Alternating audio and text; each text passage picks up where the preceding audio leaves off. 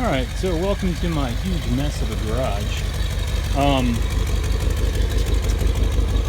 I just replaced the tank with a used tank and put some fuel in it, and I guess I've got an issue with the fuel pump relay because I've got this wired up, and if I shut the power off going to the fuel pump, then it will stall. So it's not getting power to the pump as it should, but this is got it running now, and we definitely got some blow by here.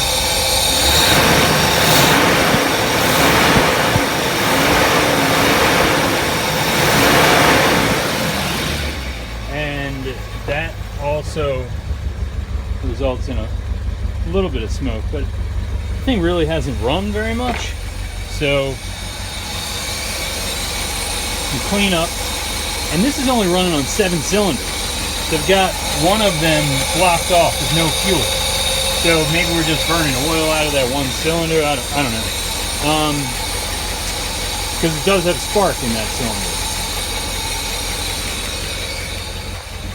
cylinder. And the next step on this piece of junk is rebuilding the original fuel distributor.